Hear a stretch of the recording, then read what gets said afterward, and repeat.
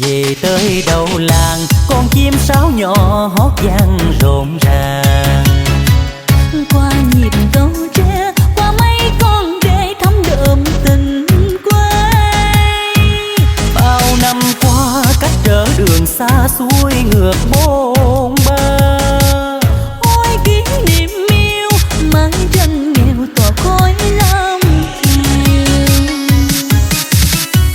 Còn nhớ nụ cười câu ca mát rượi chứa chan lòng người. Đâu rồi ngày xưa ai đón ai đưa nắng đầu chiều mưa. Quê hương ơi ấm mãi đời tôi uống ngọt đôi môi. Hương quá lạ thương tuổi thơ nào một đắng vui buồn.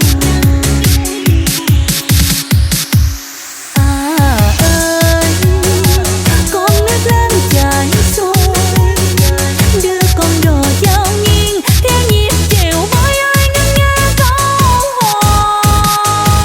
Họ ơi gió đưa gió đẩy về rẫy ăn công, về sông ăn cá, về sông ăn cá, về đồng ăn cua.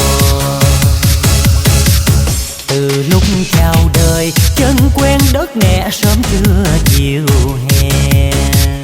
Ôi đẹp làm sao đêm sáng trăng cao gõ nhịp dài mau. Nghe quê hương tiếng gọi mời thương